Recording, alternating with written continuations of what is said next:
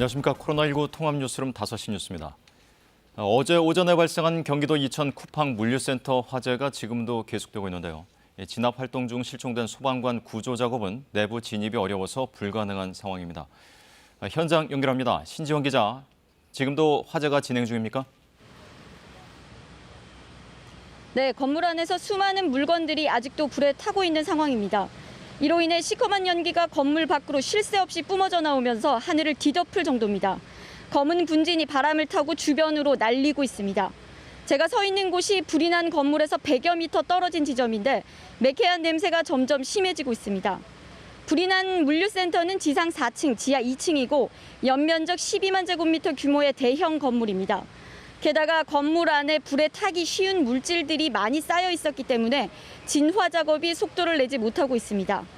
처음 불이 시작된 곳으로 추정되는 지하 2층의 CCTV 화면입니다.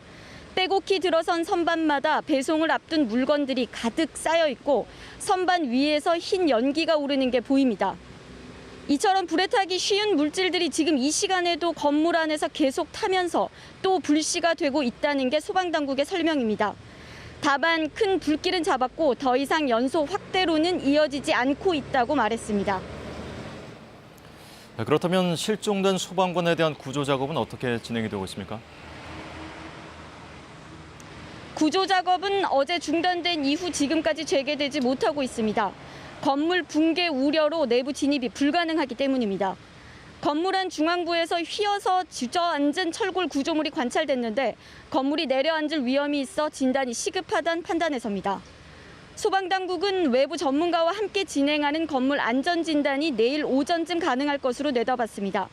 이 때문에 구조 작업도 안전진단 이후에 다시 시작할 수 있을 것으로 보입니다. 실종된 소방관은 경기도 광주소방서의 52살 김모 구조대장으로 어제 오전 11시 반쯤 진압 활동을 같이 하다가 쌓여있던 물건들이 무너져 내리면서 불길이 확산되고 연기에 휩싸여 빠져나오지 못한 것으로 전해졌습니다. 그런데 조금 전 소방당국의 브리핑에서 쿠팡 물류센터 측이 지난 2월 자체 소방 안전점검을 한 뒤 소방서에 제출한 보고서에서 100여 건이 넘는 지적사항이 있었던 것으로 드러났습니다. 소방당국은 당시 시정 조치를 명령했고 이후 현장 실사를 통해 조치가 완료된 것을 확인했다고 밝혔습니다. 지금까지 경기도 이천 쿠팡 물류센터 화재 현장에서 KBS 뉴스 신지원입니다. 광주 철거 건물 붕괴 사고를 수사하고 있는 경찰이 철거 공사를 둘러싼 하도급 계약 문제를 수사하기 위해서 10곳을 압수수색했습니다. 특히 철거 계약에 직간접적으로 개입한 혐의를 받고 있는 문흥식 전 5.18 구속부상자회 회장과 관련해서 이 단체의 사무실도 압수수색 대상에 포함됐습니다. 양창희 기자의 보도입니다. 17명이 숨지거나 다친 광주 붕괴 사고를 수사하는 광주경찰청 수사본부가 오늘 오전 10곳을 동시에 압수수색했습니다. 압수수색이 이뤄진 장소는 사고가 일어난 재개발 구역의 조합 사무실과 광주 동구청, 광주고용노동청, 서울과 광주의 철거업체 등 10곳입니다. 경찰은 압수수색을 통해 학동 4구역 재개발 사업지에서 다단계 재하도급 형태로 이뤄진 철거 계약 과정을 자세히 확인할 계획입니다. 경찰은 시공사와 조합이 일반 건축물과 지작물, 성면 등을 분리해 철거 공사를 발주한 뒤 재하도급이 이뤄진 과정에 주목하고 있습니다. 업체 선정 과정에서 이면 계약이 있었는지, 청탁이나 금품 수수 등의 정황이 있었는지가 주요 수사 대상이 될 것으로 보입니다. 철거 계약에 직간접적으로 개입한 혐의를 받는 문흥식 전 5.18 구속부상자 회장과 관련한 단체 사무실도 압수수색 대상에 포함됐습니다. 문 전 회장은 피의자로 입건되기 전날인 지난 13일 미국으로 출국한 것으로 확인됐습니다. 경찰은 문 전 회장이 귀국해 조사받을 수 있도록 설득하고 있다고 밝혔습니다. 경찰은 압수수색을 통해 확보한 자료를 근거로 철거 계약과 관련해 입건된 피의자 9명에 대해 추가 조사를 벌일 계획입니다. KBS 뉴스 양창희입니다. 대선 후보 경선 일정을 오늘 확정할 계획이었던 민주당이 논의가 더 필요하다는 당내의 반발로 결정을 연기했습니다. 한편 야권에서는 윤석열 전 검찰총장이 이르면 오는 27일쯤 대선 도전을 선언할 것이라고 밝혔습니다. 박진수 기자가 전합니다. 민주당 의원 66명이 경선 일정 논의를 위해 의원총회를 소집해달라는 요구서를 당에 공식 제출했습니다. 요구서엔 박광온, 김영주 의원 등 이낙연, 정세균계 의원들이 대거 이름을 올렸습니다. 사실상 9월로 예정돼 있는 경선을 연기하자는 주장입니다. 당장 이재명 지사 측은 참담함을 금할 수 없다, 탐욕적 이기심이라고 반발했습니다. 결국 오늘 경선 일정을 확정하려던 당 지도부는 일단 결정을 유보했습니다. 조속히 매듭 짓는 것이 필요하다는 데는 대부분 공감대가 돼 있고요. 그래서 오늘이면 좋았겠다는 생각을 당대표가 하셨었는데 주말을 거치면서 방향과 방법을 정하겠다. 야권 유력 대선 주자인 윤석열 전 검찰총장은 이르면 오는 27일 대선 도전을 선언할 것이라고 밝혔습니다. 윤 전 총장 측 이동훈 대변인은 선언 뒤 짧게는 일주일 정도 민심을 듣는 행보도 가질 예정이라고 전했습니다. 국민의힘 입당 여부는 그 이후에 판단하겠다고 밝혔습니다. 야권 또 다른 대선 주자로 거론되는 최재형 감사원장은 국회 답변을 통해 대선 출마 여부에 대한 첫 입장을 내놨습니다. 모든 사항을 고려해서 제가 저희 생각이 분명히 정리된 후에 모든 분들께 말씀드릴 기회를 갖겠습니다. 최재형 원장은 재직 중 출마 이야기가 나오는 게 바람직하느냐는 질문에는 다양한 판단이 있다고 생각한다면서 감사원장으로서 정치적 의도를 가지고 한 감사는 없다고 답했습니다. KBS 뉴스 박진수입니다.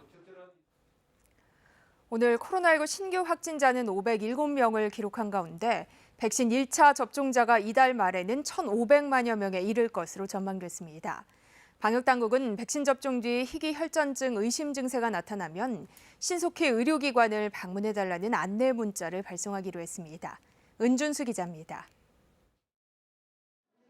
코로나19 백신 1차 접종자는 1,423만여 명, 전체 인구의 27%를 넘습니다. 이달 안엔 1,500만 명 가까이에 이를 것으로 전망됩니다. 안정적으로 진행되고 있는 접종 속도와 예약된 접종 물량 등을 종합적으로 고려할 때 이달 말까지 1차 접종자는 1,400만 명대 후반에 이를 것으로 예상됩니다. 본격적으로 백신이 공급되면서 267곳이었던 전국의 예방접종센터는 282곳으로 늘어납니다.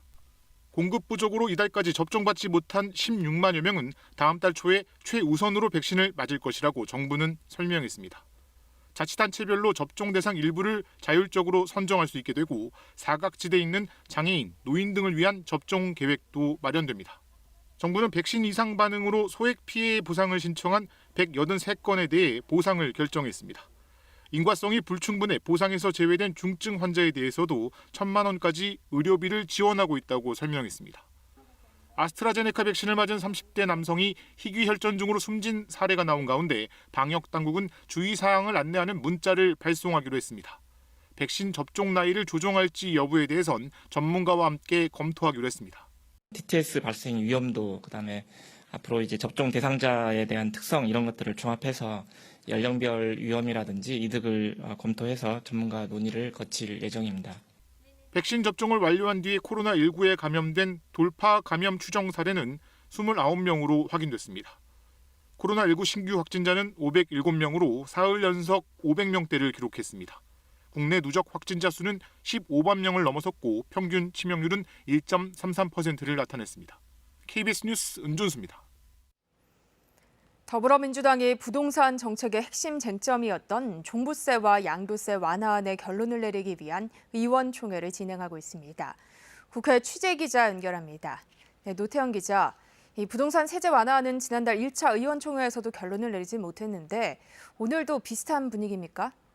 네, 민주당 부동산 특위가 마련한 종부세와 양도세 완화 방안을 놓고 의원들이 3시간 가까이 토론을 진행했습니다. 토론을 거치면서도 찬반 의견이 팽팽해서 결국 조금 전부터 전체 의원들의 의견을 묻는 온라인 투표가 진행 중입니다. 토론에서는 1주택자에 대한 징벌적 과세라며 완화를 주장하는 찬성 입장과 집값 상승 유발하는 부자 감세라는 반대쪽 입장이 팽팽히 맞선 것으로 전해졌습니다. 부동산 특위가 마련한 안을 보면 종부세는 1세대 1주택자의 경우 상위 2%의 주택에만 부과하게 돼 있습니다. 상위 2%면 공시지가로 11억 원 이상입니다. 현재 9억 원보다 2억 원 올라간 금액으로 실거래가로는 약 16억 원 이상에 해당되는 주택입니다. 민주당은 새 종부세안이 적용되면 1세대 1주택자 중에 올해 종부세 납부 대상은 기존의 18만 3천 명에서 9만 4천 명으로 줄어든다고 보고 있습니다. 양도세도 현재 비과세 기준 금액 9억 원을 12억 원으로 올리는 방안이 논의되고 있습니다. 단 부자 감세 비판을 피하기 위해 양도 차익이 5억 원 이상일 경우에는 장기 보유에 따른 특별공제 폭을 줄이는 내용이 포함되어 있습니다. 온라인 투표 결과는 조금 뒤 6시 전후 확정될 것으로 보입니다. 만약 투표에서 부동산 특위안이 부결되면 취임 이후 부동산 정책에 큰 힘을 쏟아온 송영길 대표의 리더십에도 어느 정도 타격이 불가피할 것으로 보입니다. 지금까지 국회에서 전해드렸습니다. 법무부와 검찰이 갈등을 빚던 검찰 직제 개편안이 오늘 입법 예고됐습니다. 이 논란의 핵심인 법무부 장관의 수사 승인권은 포함되지 않았지만 일선 형사부의 직접 수사는 대폭 줄어들게 됐습니다. 장덕수 기자가 보도합니다. 오늘 입법 예고된 검찰 직제 개편안의 핵심은 일선 검찰청 형사부의 직접 수사를 대폭 줄인 겁니다. 검경 수사권 조정 이후 부패와 경제범죄, 선거범죄 등 이른바 6대 범죄로 한정됐던 검찰의 직접 수사 대상 가운데 형사부는 고소된 경제범죄만 수사하도록 규정했습니다. 부패와 선거범죄 등 다른 5대 범죄는 물론 경제범죄라 하더라도 인지나 고발 사건은 수사할 수 없게 됐습니다. 또 일선 검찰청의 형사말부가 6대 범죄를 수사하려면 검찰총장의 사전 승인을 받도록 하는 조항도 포함됐습니다. 검찰총장은 수사단서 확보 과정의 적절성과 사건 내용의 공익성, 검찰 수사의 적합성 등을 종합적으로 고려해 수사 착수 여부를 판단하도록 했습니다. 다만 이번 직제 개편안에는 법무부가 당초 추진했던 지청의 직접 수사 시 법무부 장관의 승인을 받도록 하는 내용은 빠졌습니다. 장관이 수사에 개입한다는 검사들의 반발에 법무부가 한 발 물러선 것으로 보입니다. 검경 수사권 조정을 감안한 직제도 새로 마련돼 서울중앙지검을 비롯한 전국 8개 검찰청에 인권보호부가 신설됐습니다. 인권보호부는 경찰이 신청한 영장 처리와 경찰이 불송치한 사건의 적절성 등을 판단하게 됩니다. 직접 수사 부서도 통합돼 서울중앙지검과 광주지검의 반부패 수사부와 강력범죄형사부는 반부패 강력수사부로 합쳤습니다. 다만 국내 제2의 도시지만 반부패 수사부서가 없던 부산지검에는 반부패 강력수사부가 신설됐습니다. 법무부는 이 같은 내용의 직제 개편안을 오는 22일까지 입법 예고하고 대검 등 관계기관의 의견 조회도 거칠 예정입니다. KBS 뉴스 장덕수입니다. 김상환 법원 행정처장은 김명수 대법원장의 며느리가 소속된 한진 법무팀이 대법원장 공관에서 만찬을 했다는 의혹과 관련해 국민적 비판을 무겁게 받아들이고 차분히 사실관계를 파악 중이라고 말했습니다. 김 처장은 또 공관 운영 규정이 없는 것으로 알고 있다며 무겁게 받아들이고 준비하고 있다고 덧붙였습니다. 앞서 조선일보는 이른바 땅콩 회항 사건으로 기소된 조현아 전 대한항공 부사장이 대법원에서 집행유예가 선고된 직후인 2018년 초 한진 법무팀이 대법원장 공관에서 만찬을 했다고 보도했습니다. 이에 대해 대법원은 특별한 입장을 내놓지 않고 있습니다. 김정은 북한 노동당 총비서가 바이든 행정부 출범 이후 처음으로 대남 대미 메시지를 내놓습니다. 한반도 정세를 안정적으로 관리하는 데 주력을 한다면서도 대화와 대결 모두 준비가 돼 있어야 하지만 특히 대결에는 빈틈없는 준비가 필요하다고 강조했습니다. 보도에 지형철 기자입니다. 김정은 북한 노동당 총비서가 당 전원회의에서 미국 바이든 행정부 출범 이후 처음으로 공식적인 대남 대미 메시지를 내놨습니다. 조선중앙통신은 오늘 당 중앙위원회 제8기 제3차 전원회의가 어제 계속됐다며 현 국제정세에 대한 분석과 우리 당의 대응 방향을 넷째 의제로 토의했다고 보도했습니다. 이 자리에서 김 총비서는 국가의 존엄과 자주적인 발전 이익을 수호하고 평화적 환경과 국가의 안전을 믿음직하게 담보하자면 대화에도 대결에도 다 준비돼 있어야 한다고 밝혔습니다. 또 특히 대결에는 더욱 빈틈없이 준비돼 있어야 한다고 강조했습니다. 이어 중요한 국제 및 지역 문제들에 대한 대외 정책적 입장과 원칙을 표명하고 시시각각 변화되는 상황에 기민하게 대응해 한반도 정세를 안정적으로 관리해 나가는 데 주력해 나가야 한다고 말했습니다. 바이든 행정부가 내놓은 대북 정책에 대한 검토도 마쳤다고 밝혔습니다. 통신은 총비서 동지가 새로 출범한 미 행정부의 우리 공화국에 대한 정책 방향을 상세히 분석하고 향후 대미 관계에서 견지할 적중한 대응과 활동 방안을 명시했다고 설명했습니다. 어제 전원회의에서는 국제 정세에 대한 분석 이외에도 인민생활 향상 방안과 육아정책 개선안 등 2가지 의제가 더 토의됐습니다. 이로써 전원회의 첫날인 15일 제시한 6개 의제가 모두 논의됐으며 결정서도 채택됐습니다. 통신은 말미에 회의는 계속된다고 전해 전원회의가 오늘도 이어질 것임을 예고했습니다. KBS 뉴스 지형철입니다. 원전 핵연료의 원천 기술을 보유한 한국원자력연구원이 해킹 공격을 받은 사실이 공개됐습니다. 국회 정보위원회 소속 하태경 의원은 한국원자력연구원의 사이버 침해 사고 신고서를 오늘 공개했습니다. 이 신고서에는 지난달 14일 승인되지 않은 13개의 외부 IP가 한국원자력연구원 내부망에 무단 접속한 것으로 확인돼 피해 상황을 조사하고 있다고 기재돼 있습니다. 하 의원은 무단 접속 IP의 이력을 추적한 결과 일부는 북한 정찰총국 산하 해커 조직인 김숙희의 해킹 서버로 연결된 사실을 확인했다고 주장했습니다. 이에 대해 원자력연구원은 외부에서 가상 사설망을 통해 내부망에 접속한 사실은 확인됐고 누가 접속해 어떤 자료에 접근했는지는 조사를 진행하고 있다고 밝혔습니다. 그제 사회적 합의기구가 택배기사 과로사 방지 대책 2차 합의를 타결해 민간 택배노조의 파업도 마무리됐었죠.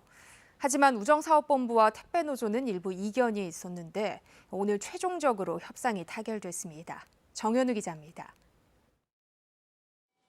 우정사업본부와 택배노조가 사회적 합의를 이뤘습니다.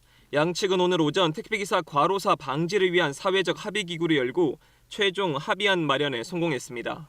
우정사업본부와 택배노조는 앞서 마련된 잠정 합의대로 연말까지 택배 분류 인력을 투입한다는 데 의견을 모았습니다. 다만 양측의 의견차가 컸던 분류 인력 투입 비용에 대해선 향후 외부 기관에 의뢰하거나 노사 양측이 참여하는 사실 확인 절차를 진행해 해결하기로 했습니다. 그동안 노조 측은 분류 인력 비용을 지급받지 못했다고 주장해왔고 우정사업본부는 분명히 통보하고 지급했다고 맞서 갈등을 빚어왔습니다. 분류 작업 수행 수수료에 대해서는 감사원의 사전 컨설팅을 받되 사전 컨설팅에서 결론이 나지 않으면 법률사무소를 추천해서 법률 검토 의견서를 존중해서 상시협의체에서 논의해 가기로 합의했습니다. 이번 최종 타결로 우정사업본부와 민간 택배사들은 올 연말까지 현장에 분류 인력을 투입해야 하고 내년부터 택배기사는 분류 업무를 하지 않아도 됩니다. 또 택배기사는 주당 60시간 이내로 일하게 되고 일주일 평균 근로시간이 64시간을 초과하면 물량과 구역이 조정됩니다. 하루 평균 작업시간이 8시간을 계속 초과할 경우 택배사나 영업점은 1년에 한 번 이상 건강검진을 실시하는 등 별도 조치도 취해야 합니다. 택배업계 노사는 다음 주에 협약식을 열고 최종 합의문을 발표합니다. KBS 뉴스 정연우입니다. 일본 정부를 상대로 한 손해배상 청구 소송에서 승소가 확정된 일본군 위안부 피해자들이 일본으로부터 소송 비용을 추심할 수 없다고 판단한 법원 결정에 불복해 항고했지만 받아들여지지 않았습니다. 서울중앙지법 민사합의 24부는 고 배춘희 할머니 등 위안부 피해자들이 낸 항고장을 각하했다고 밝혔습니다. 각하는 청구 요건을 충족하지 못한 경우 별도의 심리 없이 사건을 마무리하는 결정입니다. 재판부는 민사소송법에 규정돼 있는 즉시 항고 기간 7일이 지났다는 것이 명백하다고 각하 이유를 설명했습니다. 전남 순천에서 빗길을 달리던 승용차와 승합차가 부딪혀 대학생 4명이 숨지고 운전자 등 3명이 다쳤습니다. 경찰은 음주운전 여부를 수사하고 있습니다. 정아람 기자입니다. 어둠이 가시지 않은 이른 새벽 왕복 4차선 도로. 승합차 한 대가 빗길을 지납니다. 잠시 뒤 건너편 도로에서 승용차 한 대가 빠른 속도로 달려오더니 중앙선을 넘어 그대로 승합차와 부딪힙니다. 이 사고로 승용차에 타고 있던 6명 가운데 20대 남녀 4명이 숨지고 승용차 운전자와 동승자 1명, 승합차 운전자 등 3명이 다쳐 병원으로 옮겨졌습니다. 엠브레스 차만 뺑뺑 좀 울다가 가불더라고. 사망자들은 같은 학교 대학생들로 조사됐습니다. 사고가 난 도로는 제한속도 시속 50km에 황색 전멸등이 켜지는 교차로 인근으로 전날부터 사고 당시까지 비가 내리고 있었습니다. 사고 원인에 따른 음주라든지 벨트 착용 여부라든지 기타 전반적으로 지금 확인하고 있는 상황입니다. 경찰은 두 차량 운전자들의 혈중 알코올 농도를 측정하고 차량 블랙박스 영상과 주변 CCTV 녹화 자료를 토대로 정확한 사고 경위를 조사하고 있습니다. KBS 뉴스 정아람입니다. 국내에서 비가 가장 적게 오는 의성은 예부터 마을 주민들이 저수지를 공동으로 관리하며 부족한 물을 나눠 쓰는 전통 수리 농업 시스템이 발달했는데요. 경북 의성군이 이 전통 수리 농업을 세계 중요 농업유산에 등재하는 것을 추진하기로 했습니다. 김기현 기자가 취재했습니다. 100여 농가에 농업용수를 공급하는 저수지에 마을 주민들이 모였습니다. 소중히 모아뒀던 물을 처음으로 흘려보내는 날. 한 해 농사의 풍년을 기원하며 예를 갖춥니다. 밸브 역할을 하는 모종을 뽑자 수통 속으로 저수지 물이 힘차게 흘러들어갑니다. 수로를 따라 흘러내린 물은 마늘 수확을 마친 밭을 순식간에 문원으로 변신시킵니다. 윗수통에 모종을 빼면 저수지 두 가래의 수통을 거쳐 윗물부터 흘러나가게 됩니다. 차례차례 모종을 뽑아서 내리면은 더운 물이 아래로 이제 그 논밭으로 들어간다는 얘기거든요. 찬물이 들어가면은 작물이 바로 이렇게 흡수를 하지를 못하고. 국내에서 비가 가장 적게 오는 의성에서 마늘과 벼 이모작이 가능했던 것도 이 같은 전통 수리농업 시스템 덕분입니다. 여기에 마을 단위로 수리개를 조직해 부족한 물을 공평하고 지혜롭게 나눠 쓰고 있습니다. 자연 환경이 농업을 하기에 쉽지 않은 곳이지만 이 지역 환경에 맞추어서 농업을 해온 그 흔적들이 남아있고 사회적인 조직으로도 여전히 유지가 될 뿐만 아니라 의성 전통 수리농업은 지난 2018년 국가 중요농업유산 제10호로 지정됐고 UN 식량농업기구의 세계 중요농업유산 등재를 추진 중입니다. 잘 준비해서 세계의 중요유산으로 이렇게 지정받고 이를 통해서 관광 수입이나 지역 홍보에 최선의 노력을 다해 나가겠습니다. 삼한시대부터 이어져 온 의성 전통 수리농업이 국내를 넘어 세계적인 유산으로 인정받을지 주목됩니다. KBS 뉴스 김기현입니다. 이어서 오늘의 주식 시황을 KB증권에서 전해드립니다. KB증권입니다. 미국 증시의 영향으로 상승폭이 제한됐던 코스피가 강보합권에서 장을 마쳤습니다. 코스닥은 외국인과 기관의 매수세에 사흘 연속 상승세를 이어가며 1% 넘게 올랐습니다. 오늘 코스피는 2.97포인트 상승한 3,267.93에 코스닥은 12.16포인트 오른 1,015.88에 마감됐습니다. 전일 미국 증시는 FOMC 정례회의 결과를 소화하며 주요 지수가 혼조세를 보였습니다. 이에 코스피도 그 영향을 받으면서 개인이 홀로 매수에 나서며 소폭 상승 마감했습니다. 카카오가 SM지분을 인수한다는 소식에 이틀 연속 강세를 보였고 하이브는 외국인과 기관의 매수세에 7거래일 연속 상승하며 31만 원 선을 돌파했습니다. 또 삼성 SDI는 하반기 자동차 전지의 실적 견인 기대감에 상승 마감했습니다. 반면 신세계그룹이 휴젤 인수를 검토 중이라고 인정하면서 신세계가 4% 넘게 하락했고 SK바이오사이언스는 차익 실현 매물이 쏟아지며 이틀 연속 저조한 흐름을 보였습니다. 오늘 원달러 환율은 1원 90전 오른 1,132원 30전에 거래를 마쳤습니다. 지금까지 KB증권이었습니다. 오늘 종일 전국이 흐린 가운데 대부분 지역에서 약하게 비가 내렸습니다. 지금 비구름은 동쪽으로 많이 물러났지만 그래도 강원도와 제주도에 약한 비가 관측되고 있는데요. 오늘 밤까지 전남 남해안과 제주도에서는 비가 조금 내리겠고요. 경북 남부에서는 대기가 불안정해 소나기가 지나는 곳이 있겠습니다. 비의 양은 5mm 안팎으로 많지 않겠습니다. 주말인 내일은 맑은 하늘을 회복하겠습니다. 아침에는 기온이 대부분 20도 아래에 출발하면서 선선한 아침으로 출발을 하겠는데요. 하지만 한낮에는 맑은 하늘의 햇살이 기온을 큰 폭으로 끌어올리겠습니다. 대부분 지역에서 기온이 30도 안팎까지 올라 날이 덥겠고요. 일요일에는 기온이 이보다 더 올라 30도를 웃도는 곳도 많겠습니다. 오늘 밤부터 내일 새벽까지 서해안과 경기 서부 내륙, 충남 내륙에서는 안개가 짙게 끼겠고요. 특히 서해안 일부 지역에서는 이슬비가 떨어지는 곳도 있겠습니다. 이른 아침 자가 차량 이용하시는 분들은 교통안전에 유의하셔야겠습니다. 이후 아침부터 하늘이 차차 맑아지겠습니다. 볕을 가려줄 구름이 많지 않아서 자외선 지수가 전국적으로 매우 높은 단계로 예상됩니다. 외출하실 때 자외선 차단에 신경 쓰셔야겠습니다. 내일 아침 기온은 서울이 18도, 청주, 광주, 대구 19도 등으로 오늘보다 조금 낮겠습니다.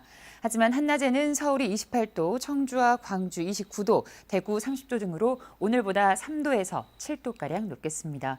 바다의 물결은 대부분 잔잔하게 일겠지만 제주 먼바다를 중심으로 다소 높게 일겠습니다.